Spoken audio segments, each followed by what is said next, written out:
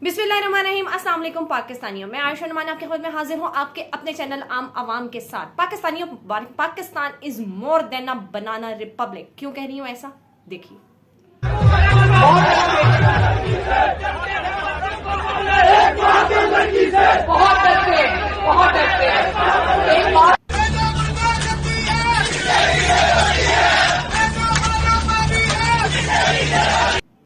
पाकिस्तानियों, ये डाकू रानी मरियम नवाज शरीफ जो है ये शुरू से ही मेरिट पर गुजारा नहीं कर पाती। हमेशा इनको जो है पतली गली से शॉर्टकट लेकर निकलने की आदत है और इस बार भी इन्होंने ऐसा किया। अब जनाब, आपने इनका बयानिया नंबर 1 तो दहशत गर्दी है, इसके पीछे वर्दी है वाला नारा तो सुना। अब इनका बयानिया नंबर 2 सुनिए।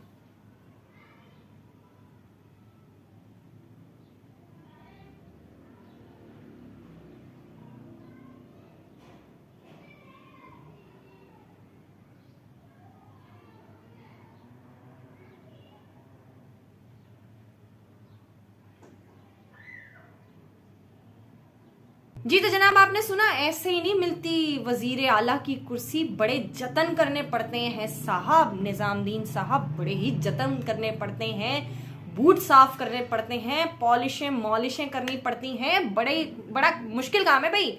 देखिए, ये हर कोई नहीं कर सकता मरियम नवाज के अलावा। और आज देखिए उस सबर का फल इन बीबी को क्या मिला। आज किस तरह से जनाब इसने अपने बाप की तस्वीर उठाकर, एक ऐसे शख्स की तस्वीर उठाकर जो कि 50 रुपए के स्टैम्प पेपर पे पाकिस्तान की अदालतों को चकमा देकर गया था, अरबों रुपए की करप्शन करने के बाद जब वो बाहर जाता है और वापस लेकर आया जाता है और जिस तरह से उसकी जलालत पार्टी होती है, उसको एक खड्डे खूह में लगा दिया जाता है, अपने ही उसको दीवार के साथ लगा देते हैं और जनाब फिर बड़ों को राजी करने के लिए मरियम नवाज को जो है वो वजारत आला का ओहदा लेना पड़ता है। और जनाब, ये मरियम बीबी की जाती ख्वाहिश भी थी, लेकिन जनाब वो आज जिस तरह से इन शॉर्टकट्स को लेते हुए आज वजारत आला की कुर्सी पर बराजमान हो ही गई। अब जनाब देखना यह है कि ये कब तक वजारत आला की कुर्सी जो है ये बरकरार रहती है और जनाब किस तरह से वो डिलीवर कर भी पाती हैं या नहीं कर पाती। अब जनाब हम चलते हैं कि इमरान रियाज साहब को दोबारा से गिरफ्तार कर लिया गया है। पाकिस्तान की एक बड़ी मकबूल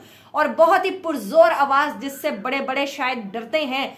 मुझे नहीं मालूम इमरान रियाज के पास ऐसा कौन सा हथियार है जिसकी वजह से आज सबकी नींदें हराम दोबारा से हो चुकी थी। और जनाब इतना जुल्म, इतना तशद्दुद, इतनी तकलीफें देने के बाद भी ये मकसूद ठहरा कि जनाब उसको दोबारा से गिरफ्तार किया जाए। और किस तरह से गिरफ्तार किया गया ये सोशल मीडिया पर सबकी क्या कहते हैं नॉलेज में ये आ चुका है। ये मामला किस तरह उनके बच्चों के सामने हथकड़ियां लगाकर उस शख्स को घसीट कर लेकर जाया गया, उसकी बीवी पर क्या गुजरी, उसके घर वालों पर क्या गुजरी और किस तरह से बीगो डाले दनाते हुए आधी रात को उनके घर तक पहुंचे, ठीक उस तरह से जैसे यहाँ पे कोई दाइश का जो है वो सरबराह या फिर कोई दहशतगर्द तंजीम का सरबराह रहता हो। बहुत माजरत, बहुत शर्म आनी चाहिए। ये है हमारे मुल्क में इंसाफ का मेयार, ये है हमारे मुल्क में इंसानी हकूक की वायलेशन हो रही है रोजाना। यहाँ पर कोई पूछने वाला नहीं है। जब चीफ जस्टिस साहब के पूछ के सामने ये मामला रखा जाए तो वो कहते हैं कौन इमरान रियाज।